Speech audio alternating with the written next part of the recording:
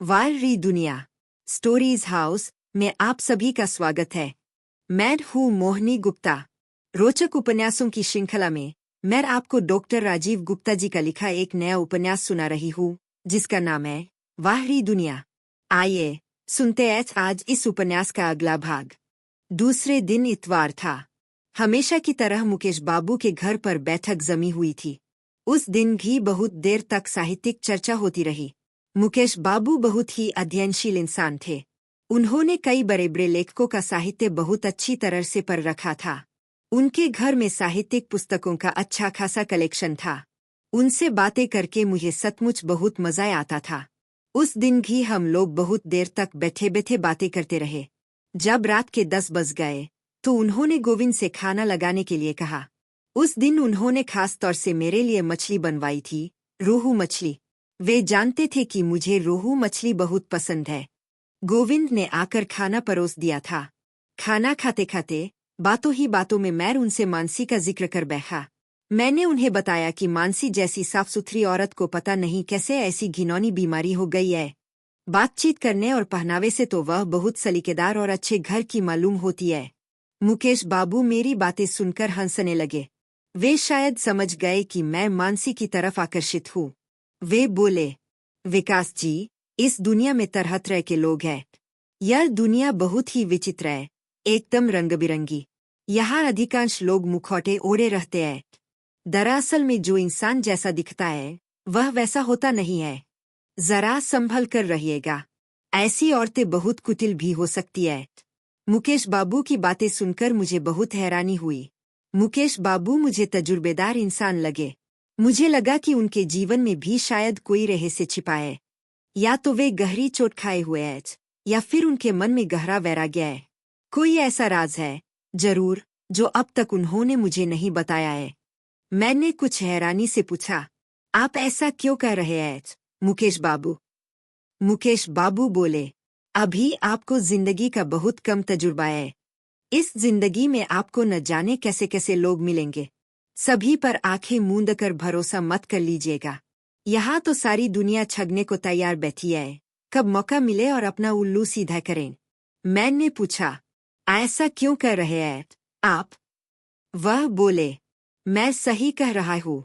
जब उस औरत को ऐसी गंदी बीमारी है तो क्या वह खुद अच्छी होगी? सुंदर स्त्री शरीफ भी हो, ऐसा तो कोई नियम नहीं है।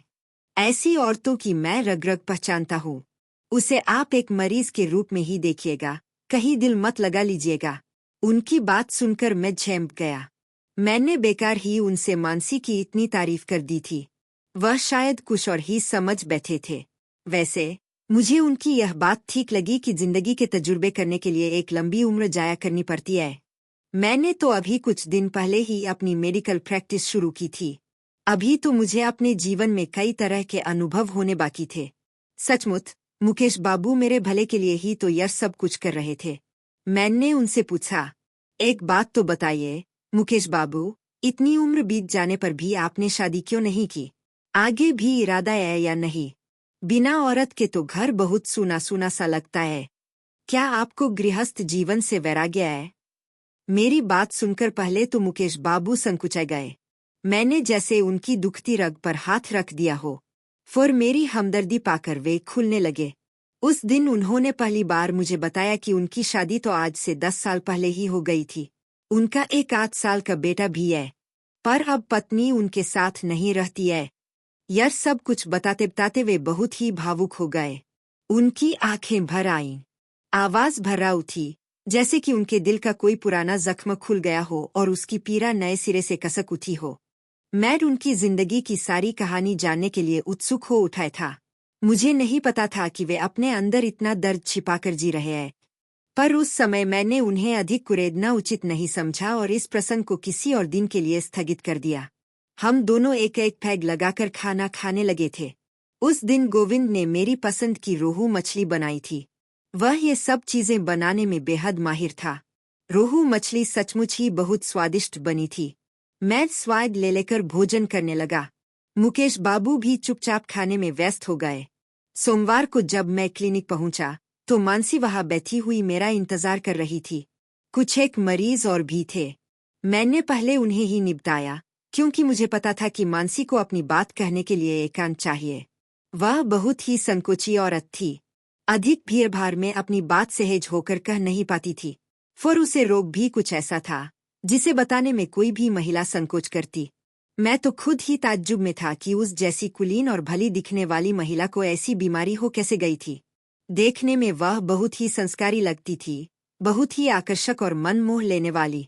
कुछ स्त्रियां होती ही ऐसी है कि पहली ही मुलाकात में मन को भा जाती है। मानसी भी वैसी ही एक बेहद खूबसूरत महिला थी। मैं उसके लिए चिंतित था, हालांकि वह मेरी कोई नहीं लगती थी। उन 2-4 मरीजों को देखने और परामर्श देने के बाद मैंने मानसी को अपने केबिन में बुला लिया। वह सहमी हुई सी अंदर आई और नमस्ते करके बैठ गई। उसने अपने पर्स से रिपोर्ट का कागज निकाला और मेरी तरफ बढ़ा दिया। मैंने उसकी रिपोर्ट देखी। मेरा अंदाजा सही था, मानसी यौन रोग से पीड़ित थी। उसे सिफिलिस था, जो कि असुरक्षित ढंग से शारीरिक संबंध बनाने से होता है या कुछ अन्य कारणों से भी हो सकता है।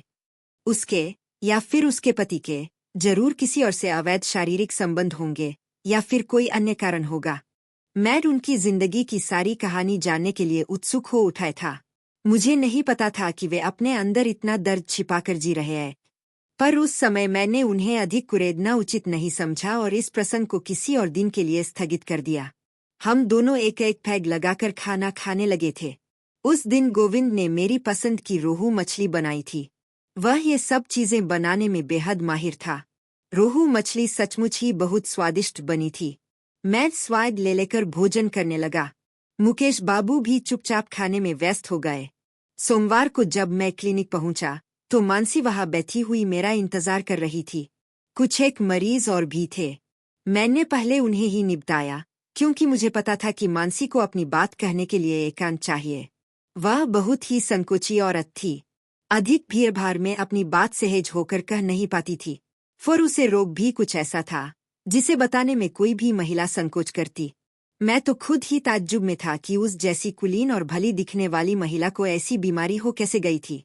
देखने में वह बहुत ही संस्कारी लगती थी, बहुत ही आकर्षक और मन मोह लेने वाली।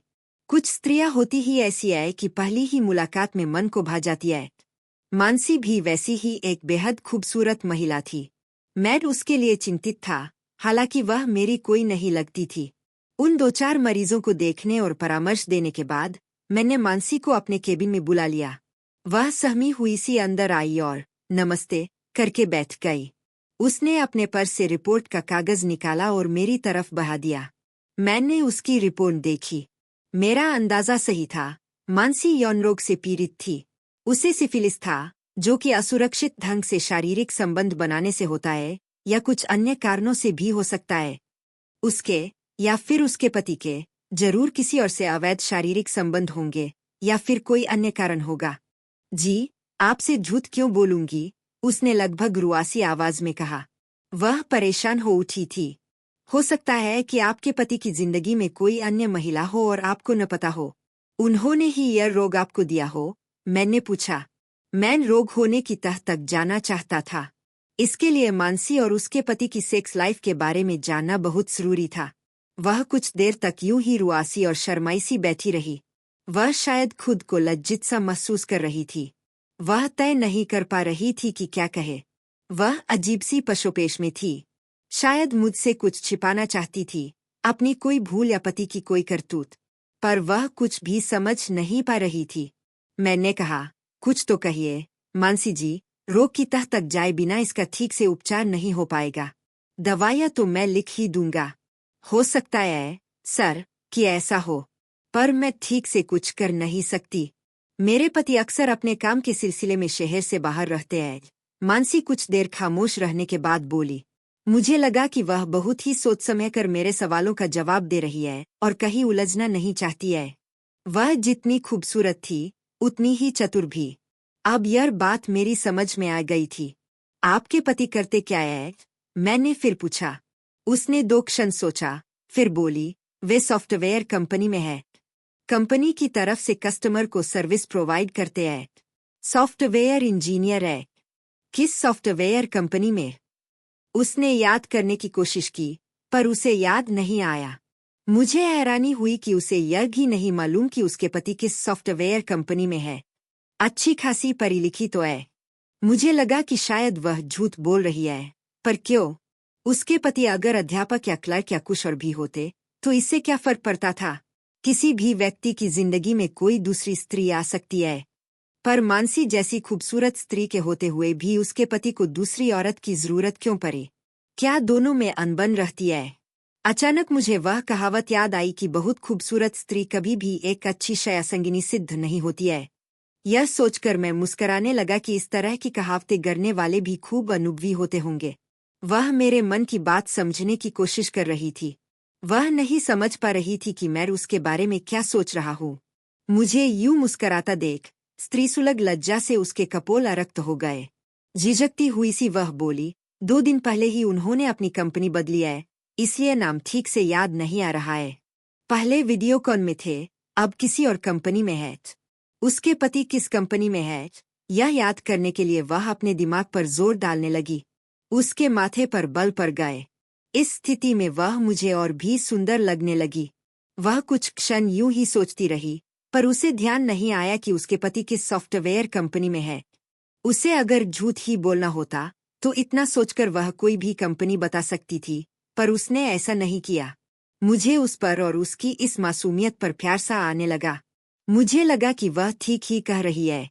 झूठ बोलने का कोई कारण भी तो नहीं था। फिर इस रोग का उसके पति की कंपनी से कोई संबंध भी नहीं था। मेरे लिए यही जानना पर्याप्त था कि उसका पति अपने काम के सिलसिले में कई कई दिनों तक शहर से बाहर रहता है। हो सकता है इस बाहर रहने के दौरान वह अपनी शारीरिक भूख को शांत करने के लिए अन्य महिलाओं के पास जाता हो, या बाहर उसकी कोई स्थायी गर्लफ्रेंड हो और उसी ने यह रोग उसे दिया हो और उसने मानसी को। यह बात दिमाग में आते ही मुझे मानसी से सहानुभूति सी होने लगी। बेचारी, पति की अय्याशी की सजा वह भुगत रही है। मुझे मन ही मन उसके पति पर बहुत क्रोध आया। कमीना, घर में इतनी खूबसूरत बीबी के होते हुए बाहर मुँह मार रहा है और उसकी इस गलती का खामियाजा मानसी को भुगतना पड़ रहा है। मुझे उस समय सचमुच उस पर बहुत तरस आ रहा था। मैं ठीक तो हो जाऊंगी ना, सर? उसने भयभीत होकर पूछा। मेरी इतनी पूछताछ से वह डर गई थी और तंग भी आ गई थी। कौन अपने मरीज से इतनी इंक्वायरी करता है? पर मुझे उसे इतनी देर तक अपने चैम्बर में रोके रखने से एक अजीब सा सुख मिल रहा था। पूरा चैम्बर एक मादक खुशबू से भर गया था।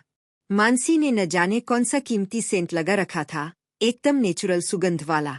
मानसी जी, आपको यह रोग कई महीनों से है? उसकी बात का उत्तर न देकर मैंने पूछा। मैं उसकी बीमारी के बारे में कुछ और जानना चाहता था। जी, लगभग 6 महीनों से। यह बात आपने अब तक छिपाई क्यों? शर्म के मारे, सर। मैं इतने दिनों तक समझ नहीं पा रही थी कि मुझे यह क्या हो गया है और मैं इस रोग को किसे दिखाऊं। वह संकोच से बोली। मुझे लगा कि वह सही कह रही है। स्त्रियां ऐसा रोग हर किसी को नहीं बताती फिरती है। यह उसके लिए सचमुच लज्जाजनक था। इतने दिनों तक वह यह सब कुछ कैसे सह रही होगी? उसके लिए यह कितनी पीड़ादायक स्थिति थी। मैं उसकी स्थिति को समझ सकता था। मेरा मन उसके प्रति एक गहरी संवेदना से भर उठा। मैंने पूछा, इस बारे में आपने अपने पति को कभी कुछ नहीं बताया? जी नहीं, अभी तक तो कुछ भी नहीं। जब मैं ही अभी कुछ भी ठीक से नहीं समझ पा रही थी तो उनको क्या बताती? उसने कहा। उसकी बातों से उसकी विवशता झलक रही थी। फिर भी आपको उन्हें कुछ तो बताना चाहिए था। इतनी नासमही की क्या जरूरत थी? वो खुद समझते। बिना वजह रोग बढ़ाने से फायदा, मैंने कहा। मुझे लगा कि पता नहीं यह रोग मुझे कैसे हो गया है। पति क्या सोचेंगे? वह भोलेपन से बोली। मुझे उसकी बात सुनकर दुख हुआ कि एक महिला हर तरह की बात अपने पति को भी नहीं बता सकती है। कुछ परेशानियां उसे खुद तक ही सीमित रखनी पड़ती है। एक औरत का भी यह कैसा दुर्भाग्य है कि उसकी गलती न होते हुए भी वह उसे अपना मानने लगती है। मैं ठीक तो हो जाऊंगी, सर? उसने कुछ हिचकते हुए फिर पूछा। उसे अपने रोग को लेकर बेहद चिंता थी। वह कुछ तनावग्रस्त सी नजर आ रही थी। उसका भोला चेहरा पीलासा पड़ गया था। आप एकदम ठीक हो जाएंगी। परेशान होने की कोई बात नहीं है।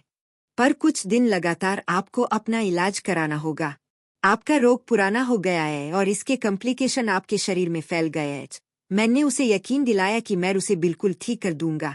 थैंक्स गॉड, मानसी ने राहत की सांस लेते हुए कहा, जैसे कि वह किसी बड़े संकट से उभर गई हो। मुझे लगा कि इस रोग को लेकर वह महीनों से चिंतित होगी, पर शर्म के मारे किसी से कह नहीं पा रही होगी। पर एक बात और है, मानसी जी, मैंने कुछ याद करते हुए कहा। कहिए, सर। मुझे आपके साथ साथ आपके पति का इलाज भी करना होगा, नहीं तो यह बीमारी आपको बार बार होगी। यही इस रोग के उपचार करने का सही ढंग है, मैंने उसके चेहरे पर निगाह गड़ाए हुए कहा। मेरी बात सुनकर वह खामोश हो गई, जैसे किसी उलझन में फंस गई हो। वह समझ नहीं पा रही थी कि मुझे क्या कहे। शायद वह अपने पति को बीच में नहीं लाना चाहती थी।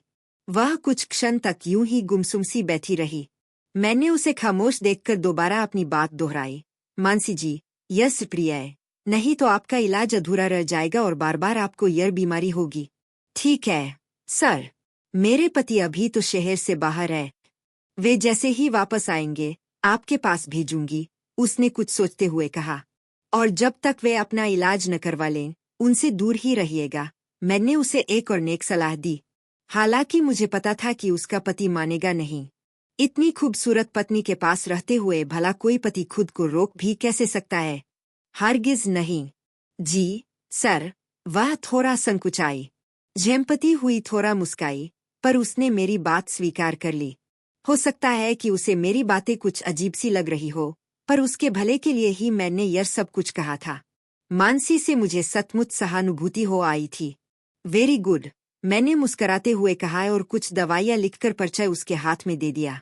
अब कब आऊं, सर? उसने झिझकते हुए पूछा। 10 दिन बाद आइएगा, मैंने कहा। ठीक है, सर, उसने हाथ जोड़ते हुए कहा। मानसी मुझे नमस्कार करके चली गई। उसकी चाल में अजीब सी नफासत थी। मैं तब तक उसे जाते हुए देखता रहा, जब तक कि वह मेरी नजरों से ओझल नहीं हो गई। वह थी ही इतनी खूबसूरत। उसके शरीर के कटाव बेहद तीखे थे और बहुत आकर्षक भी। अगले इतवार को मुकेश जी के यहाँ फिर से बैठक जमी। अब उनका घर हमारी अड्डेबाजी का प्रमुख स्थान बन गया था। मुकेश जी की कहानी जानने की मुझे बहुत उत्सुकता थी। आज हम लोगों ने साहित्यिक चर्चा बिल्कुल भी नहीं की। मुकेश बाबू अपने बारे में खुद ही बताने लगे थे। उनकी पत्नी का नाम रेनू था। उनका प्रेम विवाह हुआ था। रेनू उन्हीं के साथ कॉलेज में पढ़ती थी। उन्होंने BSc करने के बाद MBA किया, बैंक की परीक्षा में बैठे और बैंक ऑफ इंडिया में मैनेजर हो गए।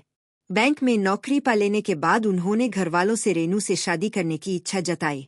घरवालों को भला क्या ऐतराज हो सकता था? रेनू पढ़ी लिखी और सुंदर लड़की थी, उन्हीं की बिरादरी की थी। उसके घरवालों की सहमति से दोनों की शादी धूमधाम से हो गई। रेनू के घरवाले भी संपन्न थे। विवाह करके दोनों बहुत खुश थे।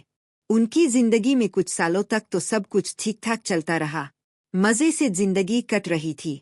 इसी बीच उनके एक पुत्र भी हुआ, जिसका नाम उन्होंने अंकुर रखा, जो कि अब 8 साल का था। शादी के 3 साल तक उनकी जिंदगी में सब कुछ ठीक ठाक चलता रहा। इसके बाद उनकी जिंदगी में एक ऐसा तूफान आया, जिसने उनकी जिंदगी में हलचल मचा दी। उस तूफान का नाम मनीष था। उनके लिए वह घड़ी सचमुच ही बहुत मनहूस थी, जिस दिन उनकी मुलाकात मनीष से हुई थी। मनीष बहुत ही स्मार्ट और बातों में चतुर युवक था। वह सहज ही दूसरों को अपनी तरफ आकर्षित कर लेता था। वह दवाइयों की एक कंपनी में ऑनलाइन काम करता था और बहुत ही शानो शौकत से रहता था। उसके पास अपनी गाड़ी थी। अभी तक उसकी शादी नहीं हुई थी। मुकेश उससे बहुत प्रभावित था। मनीष अक्सर उसे अपनी कंपनी ज्वाइन करने को कहता। वह हमेशा बहुत ही ऊंची ऊंची हाँक करता था। वह अक्सर कहता कि जो काम वह कर रहा है, उसमें बहुत पैसा है। अगर मुकेश उसकी कंपनी ज्वाइन कर ले, तो कुछ ही दिन में इतना पैसा कमा लेगा कि बैंक की इस बेकार सी नौकरी से उसका जी उबने लगेगा। बैंक की नौकरी भी कोई नौकरी है। सुबह 10 बजे से शाम के 7 बजे तक लगे रहो और फिर भी जीवन की सारी स्वीकृति पूरी न हो। लात मारो ऐसी नौकरी को। वह अक्सर ही उससे ऐसी बातें करता था। मुकेश को उसकी बातें सुनकर बहुत हैरानी होती। उसकी समझ में नहीं आता कि ऐसी भी कोई नौकरी हो सकती है, जिसमें इतनी आसानी से इतना ढेर सारा पैसा कमाया जा सकता है। मनीष की बड़ी बड़ी बातें सुनकर वह भी इस काम में रुचि लेने लगा। मनीष ने उसे अपनी बातों के प्रभाव में ले लिया था। यह एक टीम वर्क था। इसमें चेन सिस्टम से काम होता था। सबसे पहले इसमें सिर्फ 10,000 रुपए खर्च करके दवाइयों की एक फैमिली किट खरीदनी होती थी। इस तरह आप कंपनी ज्वाइन कर सकते थे। इस किट में पति पत्नी के रोजाना उपयोग करने वाली कई चीजें, जैसे मेडिकेटेड टूथपेस्ट एवं मेडिकेटेड साबुन, मल्टीविटामिन्स एवं मल्टीमिनरल्स, प्रोटीन पाउडर एवं हेल्थ टॉनिक, सैनिटरी पैड आदि और महिलाओं एवं पुरुषों से संबंधित महंगे हाइजीनिक आइटम्स शामिल थे, जिनके उपयोग से किसी भी स्त्री पुरुष को एक सुखद एहसास के साथ साथ उच्च स्तरीय जीवन जीने का एहसास भी होता था। इस सुखद एहसास को जीने के लिए लोग इस किट को बार बार खरीदते थे। खुद इस किट का उपयोग करने के बाद आप जितने भी लोगों को इस कंपनी में जोड़ते जाते, प्रति सदस्य 2,000 रुपए आपके खाते में आते जाते। इसके अलावा आगे के सदस्य भी जो नए सदस्य जोड़ते, उसका भी कुछ प्रतिशत आपके खाते में आता। इस तरह आप जितने भी सदस्य बनाते जाते, आपकी इनकम दिन प्रतिदिन बढ़ती जाती। मुकेश को यह योजना बहुत अच्छी लगी। इसमें कोई बहुत अधिक इन्वेस्टमेंट भी नहीं था, बस दूसरों को यह किट खरीदने के लिए प्रेरित करना था। मनीष ने अपनी बात बहुत ही लुभावने ढंग से मुकेश को समझाई थी। उसकी बातों में आकर मुकेश ने 10,000 रुपए देकर वह दवा कंपनी ज्वाइन कर ली। मुकेश से अधिक रेनू को इस काम में दिलचस्पी थी। वह चाहती थी कि खूब सारा पैसा कमाकर वे लोग ऐश की जिंदगी जिए। मुकेश का अधिकांश समय तो बैंक में ही गुजर जाता था। अक्सर रेनू ही मनीष के साथ नए सदस्य डील करने के लिए फील्ड में जाती थी। मनीष अपनी वाकपटुता से जल्दी ही किसी को भी अपनी कंपनी का सदस्य बना लेता था। रेनू मनीष के व्यक्तित्व से बहुत अधिक प्रभावित थी। उसे मनीष की हाई फाई जिंदगी बहुत पसंद थी। वह जल्दी ही उसके बहुत अधिक करीब आ गई और उनकी यह नजदीकियां शीघ्र ही शारीरिक संबंधों में बदल गईं। जब मुकेश को इस बात का पता चला तब तक पानी सिर से ऊपर गुजर चुका था। रेनू मनीष के रंग में पूरी तरह से रंग चुकी थी। पहले इस बात को लेकर उन दोनों में कहासुनी हुई, फिर गाली गलौज। इसके बाद रोज ही आपस में मारपीट होने लगी। कई बार तो मनीष से भी हाथापाई की नौबत आ गई, पर मनीष ने उस पर न जाने ऐसा क्या जादू कर दिया था कि रेनू उसकी दीवानी हो गई थी। अंततः एक दिन रेनू अंकुर को साथ लेकर सदा के लिए मनीष के पास रहने चली गई और दोनों लिवाइन में उसी शहर में रहने लगे। इससे मुकेश की बहुत बदनामी हुई। उसे लगा कि किसी ने उसे श्रेयाम तमाचा जड़ दिया और वह कुछ भी न कर सका। उसी शहर में मनीष उसकी बीबी के साथ कुलछरे और आता और वह कुछ न कर पाता। वह बेचारा करता भी क्या, जब उसकी बीबी ईदगाहबाज निकलगी थी। उसने उसके मुँह पर बुरी तरह से कालिख पोत दी थी। इस घटना से मुकेश एकदम टूट गया। उसने अपना ट्रांसफर छोटे से शहर फर्रुखाबाद में करवा लिया और खुद को शराब और साहित्य में व्यस्त रखने लगा। उस दिन मुकेश बाबू के मुँह से उनकी कहानी सुनकर मैं सचमुच ही हैरान रह गया था। विस्की का एक घूंट अगले से नीचे उतारते हुए मुकेश बाबू ने भराए हुए स्वर में कहा था, अब बताओ विकास जी, मैं अगर शराब पीऊँ तो क्या मुझे रात में नींद आएगी? वह रेनू जो कॉलेज के दिनों में मुझे इतना प्यार करती थी, शादी के कुछ ही बरसों बाद एक गैर मर्द के प्यार में पड़ गई और मुझे छोड़कर उसके पास रहने चली गई। कमीनी खिंकी, ऐसा करने से भले वह मर क्यों नहीं गई? क्या इसी को प्यार कहते हैं? मैम भला उनसे क्या खता? मेरे लिए भी यह हैरानी की बात थी। मैं मुकेश बाबू की स्थिति समझ सकता था। पर यह कोई अनहोनी घटना नहीं थी। ऐसी घटनाएं अक्सर घटित होती रहती है। अखबारों में रोज ही ऐसी खबरें छपती रहती है। पता नहीं क्यों बरसों का प्यार इस तरह चांद कदम तोड़ देता है। कभी भी पुरुष या स्त्री का आकर्षण हमें इतना पागल कर देता है कि सारे रिश्ते नाते एक ही क्षण में बिखर कर चूर चूर हो जाते हैं। कितनी हैरानी की बात है। 10 दिन बाद मानसी दोबारा मेरी क्लिनिक पर आई। उसे पता पर गया था कि रात को 8 बजे के बाद मेरे पास कुछ एक मरीज ही रह जाते हैं, इसलिए वह उसी समय आई थी। वह आज भी अकेली आई थी। उसके पति उसके साथ अनहीन थे। मैंने मुस्कराकर पूछा, कहिए कैसी है मानसी जी? पहले से तो बहुत अच्छी हूँ सर, वह भी मुस्कराते हुए बोली। अब वह मेरे साथ असहज होती जा रही थी। उसका चेहरा आज कुछ ज्यादा ही खिला खिला सा लग रहा था। चेहरे से आत्मविश्वास गीज लग रहा था। वह गुलाबी रंग के छींटदार सलवार सूट में बेहद आकर्षक लग रही थी। बहुत ही प्यारी। आप आज भी अपने पतिदेव को साथ लेकर नहीं आई? मैंने पूछा। उनका आना क्या सचमुच जरूरी है सर? उसने पूछा। पता नहीं वह अपने पति को अपने साथ क्यों नहीं लाना चाहती थी। हाँ, जरूरी तो है। नहीं तो मैं खाता ही क्यों? मैंने उसके चेहरे की तरफ देखते हुए कहा। ऐसा नहीं हो सकता कि आप उनके लिए भी दवाइयाँ लिख दें। वे खाते रहेंगे। बिना देखे मैं उन्हें दवाइयाँ कैसे लिख सकता हूँ? उनकी भी तो जांच होना चाहिए। हाँ, यह तो है। कोई दिक्कत है? दिक्कत तो कुछ नहीं है, पर वो तो उसी दिन से टूर पर है। अभी तक लौटे ही नहीं ने, उसने कुछ संकुचाते हुए कहा। उसकी बात सुनकर मैं मुस्कराया और मन ही न सोचने लगा कि शुक्र है कि इसके पति अभी तक टूर पर है। अग्रप्ति घर होते तो क्या एक भी रात इसके संसर्ग के बिना रह पाते। पता नहीं कि इसके बिना वे इतने दिनों तक दूसरे शहर में कैसे रह पाते होंगे। सचमुच कालिब ने ठीक ही खाया कि और भीग मैं मोहब्बत के सिवा। वह मुझे मुस्कराते हुए देखने लगी। शायद मेरे मनोभावों को वने की कोशिश कर रही थी। अग्रप्त लेती तो मेरे बारे में जाने क्या सोचती।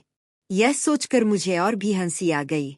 ऐसी छिछोरी बातें किसी चिकित्सक को शोभा तो नहीं देती है, पर उस समय मैं सचमुच ऐसा ही सोच रहा था।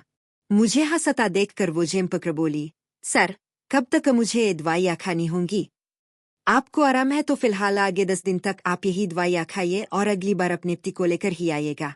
भले ही आपको 10 दिन से फले भी आना पड़े तो भी कोई बात नहीं है।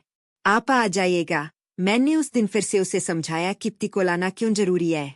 जी, वे जब भी टूर से लौटेंगे मैं उन्हें अपने साथ ले आऊंगी, उसने मुझे विश्वास दिलाया। मुझे उसका यह भोलापन अच्छा लगा। मैंने कहा, हाँ, यही ठीक रहेगा। तो मैं चलूं? उसने पूछा। ठीक है, आप जाइए, मैंने कहा। वह उठी और मुझे मस्तिष्क रकेच ली गई। उसके जाते ही मेरा चेहरा जैसे उदास सा हो गया, पर एक भीनी सी खुशबू का एहसास मुझे अब भी हो रहा था। दोस्तों के साथ अड्डेबाजी करने का नशा भी अजीब ही होता है। उन दिनों मैं सप्ताह में 6 दिन बहुत ही मेहनत से काम करता। सुबह शाम नियमित रूप से अपनी क्लिनिक पर जाता। वहां पर मरीजों को भूतहीन मनोयोग से देखता, ध्यानपूर्वक उनका चेकअप करता, धैर्यपूर्वक उनकी बातें सुनता, उन्हें दवाइयाँ लिखता। इसके बाद रात को जाग जाग कर कहानियाँ, उपन्यास की लिखा करता। 6 दिन मैं इतना व्यस्त रहता कि नमन से बेहद क जाता। इसलिए इतवार को मैं अपनी क्लिनिक पूरे दिन के लिए बंद रखता। उस दिन मैं शाम के समय अपने दोस्तों के साथ अजमकर अड्डेबाजी करता और दोबारा नए उत्साह से गिर जाता। दोस्त होते ही कमाल के है। उनके सामने आप हर तरह की बातें कर सकते हैं। मन के घरे से घरे भेदो ग्लसकते हैं। दोस्तों से बातें करके चमुची संतुष्टि का एहसास होता है। वे आपको घरे अवसाद से भी मुक्ति दिला देते हैं। उन दिनों मेरी अड्डेबाजी अधिकतर मुकेश जी के यहाँ हुआ करती थी। वे अकेले ही रहते थे, इसलिए किसी तरह का कोई विघ्न भी नहीं पड़ता था। गृहस्थ आदमी के तो 100 में लगे रहते हैं। कभी मकनहीन तो भी दालन ही, कभी सब्जी लानी है तो भी आटा पिसवाना है। कभी बीबी बीमार तो भी बच्चों की फरमाइशें है। इन्हीं सब बातों में गृहस्थ आदमी का दिमाग खराब हो जाता है। इसलिए अड्डेबाजी के लिए बिना स्त्री का ग्रही सबसे सुविधाजनक रहता है। इसके अलावा मुकेश बाबू भी मेरी तरह ही बेहद साहित्यिक अभिरुचि के इंसान थे। इसलिए भी मेरी उनसे भूतपत्ति थी।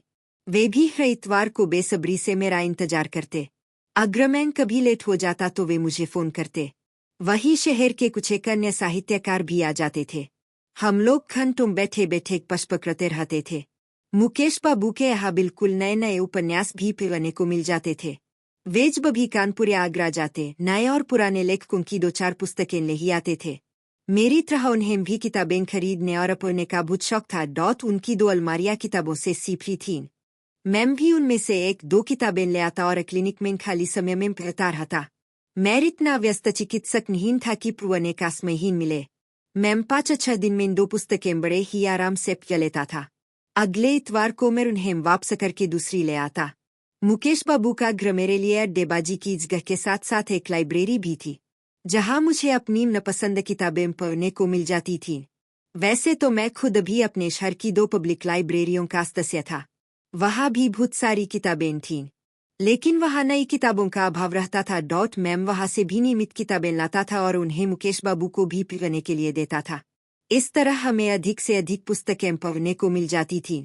मैंने लाइब्रेरी से इतनी किताबें लाला करपी थीं कि उसकी अधिकतर अच्छी किताबें मैं पढ़ चुका था। लाइब्रेरियन अभी मेरी इस बुरी आदत से परेशान हो पाया था। उसे मेरे लिए किताबें निकालने में बहुत माथापच्ची करनी पड़ती थी। मेरे जैसा किताबी कीड़ा उसने और दूसरा नहीं देखा था। अगले इतवार को जब मैं मुकेश बाबू के यहाँ अड्डेबाजी करने पूछा तो गोविंद ने मुझे बताया कि चाचा जी तो अपने बेटे से मिलने कानपुर गए हुए हैं। मुझे गोविंद की बात सुनकर बहुत हैरानी हुई और निराशा भी। मेरा यह इतवार बेकार चला गया था। अगर मुकेश बाबू मुझे फोन करके पहले ही बता देते कि वह शहर से बाहर जा रहे हैं तो मैं आज कोई दूसरा प्रोग्राम बना लेता। पत्नी को साथ लेकर फिल्म ही देखा आता या फिर अपने किसी अन्य दोस्त के पास चला जाता। पर अब किसी दूसरी जगह जाने के लिए मेरे पास समय नहीं बचा था। मुकेश बाबू ने मुझे एक भी नहीं बताया था कि वह अपने बेटे के संपर्क में है और उसे देखने जाते रहते हैं। मैंने कुछ हैरानी से गोविंद से पूछा, मुकेश बाबू अपने बेटे से मिलने जाते हैं? हाँ, जब उनका मन करता है वे अंकुर से मिलने चले जाते हैं, गोविंद ने कहा। अच्छा, रेनू जी उन्हें अंकुर से मिलने देती है? मैंने पूछा। मिलने क्यों नहीं देंगी? अभी तलाक कहा हुआ है। अंकुर चाचा जी का बेटा है, उससे मिलने का उन्हें पूरा हक है। चाची उन्हें रोकने वाली कौन होती है? गोविंद ने कुछ आक्रोशित होकर कहा। वहाँ अंकुर से मिलने मीश के घर जाते हैं? मैंने पूछा। यह तो मुझे नहीं मालूम अंकल जी कि वह अंकुर से खा मिलते हैं, घर पर या किसी अन्य जगह। मैंने भी चाचा जी से इस बारे में पूछा भी नहीं ने, गोविंद ने कहा। वह मेरे इस तरह से पूछताछ करने से कुछ संकोच में पड़ गया था। मैं थोड़ी देर चुप रहा। गोविंद भी शायद सारी बात मुझे बताना नहीं चाहता था। हो सकता हो कि इतनी बात भी वह उत्साह में बता गया हो। मैंने भी उससे और अधिक पूछना उचित नहीं समझा। दूसरों के घर के मामले बिना वजह ठंगाराने से फायदा भी क्या? मेरी ऐसी आदत भी नहीं है। मुझे चुपचाप खड़ा देखकर गोविंद बोला, अंकल जी बैठिए, आप चाय पियेंगे या कॉफी? मैंने कहा, तू ना हक परेशान न हो गोविंद। जब मुकेश बाबू घर पर हैं तो मैं भी यहाँ रुक कर क्या करूँगा? कल तक तो शायद मुकेश बाबू आ जाएंगे। गोविंद बोला, हाँ, आज रात को ही चाचा जी वापस आ जाएंगे। कल उन्हें बैंक भी तो जाना है। वे छुट्टी लेकर तो गए नहीं न। उस दिन अड्डेबाजी नहीं उसकी डॉट मन कुछ बेचैन सा रहा। मैं मुकेश बाबू के घर से लौटते में सोच रहा था कि क्या यह संभव नहीं है कि रेनू जी फिर से मुकेश बाबू की जिंदगी में लौट आए। उनका पुत्र अंकुर एक ऐसा पुल है जो अभी तक उन दोनों को जोड़े हुए है। अगर ऐसा हो जाए तो कितना अच्छा हो। डॉट मुकेश बाबू के पास तो अभी पूरी जिंदगी प्रिय है। अभी वे 35 साल से अधिक नहीं होंगे। जीवन का इतना लंबा सफर वे अकेले कैसे तिकरेंगे? औरत या पुरुष कभी भी भटक जाता है, जब उसे होश आता है तब उसे पछतावा भी होता है। कभी भी वह फिर सही रास्ते पर लौट आता है। अगर रेनू जी को भी अपने किए पर पछतावा हो और वह वापस लौटना चाहे तो क्या मुकेश बाबू उसे माफ कर देंगे? जाने क्यों यह प्रश्न मेरे मन में बार बार उठ रहा था। उस दिन मन में कई सवाल लेकर मैं मुकेश बाबू के घर से लौटा। फिर उस दिन कहीं और जाकर अड्डेबाजी करने का नहीं हुआ। डॉट मेरा वह दिन बेकार चला गया। पर उस दिन मुझे यह बात पता चली कि अंकुर के लिए मुकेश बाबू अब भी बेचैन रहते हैं। रेनू जी से रिश्तों के बीच अंकुर के रूप में भी यह एक चिंगारी बाकी है जो कि भी भड़क सकती है और रेनू जी मुकेश बाबू की जिंदगी में वापस भी आ सकती है।